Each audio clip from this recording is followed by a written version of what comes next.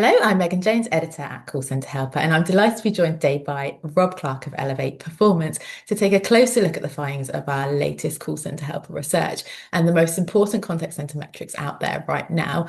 So, Rob, it was great to see outcomes focused metrics rank so highly, wasn't it? Yeah, I think for me it's great to see that kind of the call center, contact center industry is like finally maturing a little bit more. So shifting from essentially measuring busyness to Mhm. efficacy. So those outcome measures you mentioned, like first call resolution or first contact resolution, CSAT, customer experience, etc.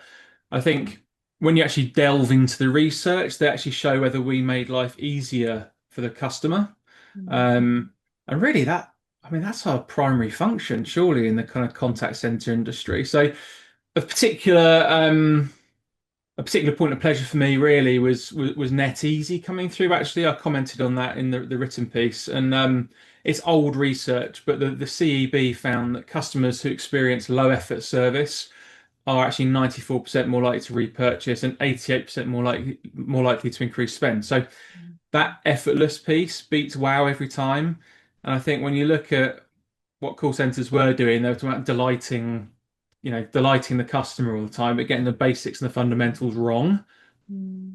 And it's nice to see a shift back to the stuff that actually turns the dial. So um, that operational hygiene stuff like AHT, cost per contact, util, etc., they're like lag indicators. And I think that the stuff that we'll see in the future, particularly when you're looking at like AI and future trends, um, are going to be doubling down on some of the human skills that really matter. So, yeah, I think it's a sign of a more mature customer-centric market.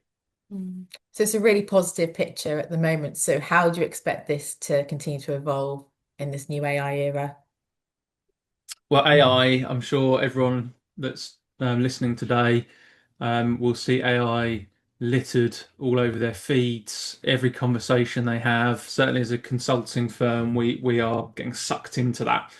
And I think it's important to sort of focus really on how AI is going to really revolutionize the kind of the call center, contact center environment. So I think I think in the short term, what it's going to do is it's going to revolutionize the how, not the why of the metrics.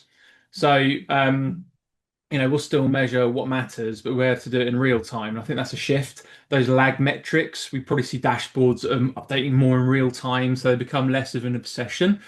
Yeah. Um, so I'd also expect some of them to become more like hygiene factors, like AHT, cost per contact, sorry, to naturally improve because I think the area that AI should focus on for the contact center industry is supporting agents with better tools, so knowledge management, that kind of thing. Mm. Um, Predictive routing.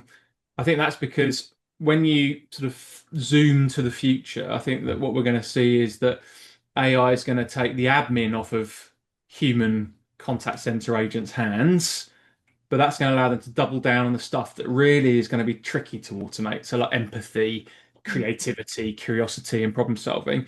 The other thing is for the leadership teams in contact centers, they need to essentially define what good looks like and lead in an AI augmented world. So that's going to be a different thing too. Um, so I think that's definitely going to have a need for a new set of disciplines. So focusing on the metrics that drive the outcomes we talked about earlier. And I think AI in the short medium term is going to become something that's in the background with humans firmly in the foreground.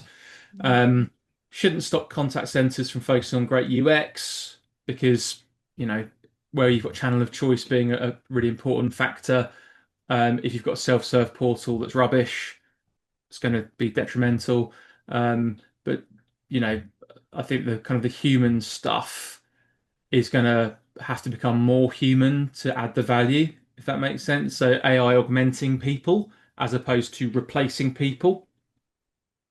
And taking all of that into consideration, then what would be your advice for contact center leaders moving forward? I think, yes, we're in a fast-moving environment, but when haven't we been in a fast-moving environment? So whatever the shiny thing in the contact center industry has been, be that BPOs and outsourcing or self-serve portals or digital transformations or whatever it might be, I think balancing the scorecards to measure what matters, not just what's measurable, super important. Mm. Whenever we do any work with our clients, it's like, what's going to make the boat go faster, Yeah. because not everything does.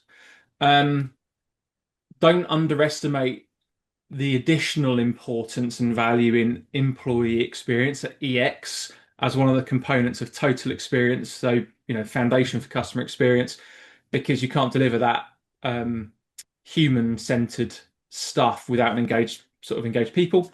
Mm. Um, invest in the right blend. Everyone I'm talking to right now wants a sexy AI tool.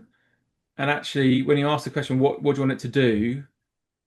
Then you start to very quickly hit this, oh, yeah, I'm not sure we just want AI.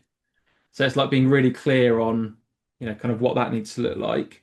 Never forget the basics. So, um, things like channel of choice, low effort, etc. And then Mm. I think the thing to consider moving forwards would be don't let the AI wave hit you. Like be in control of that. So we're seeing a real rise in clients asking for those AI solutions. We've even developed some. And Mm. then when people start testing them, and this isn't just a reflection of tools we've developed, it seems to be a thing. People are like, that was really exciting, and then they're not using them in terms of like leadership support or coaching tools and things like that. It's like something they think they want.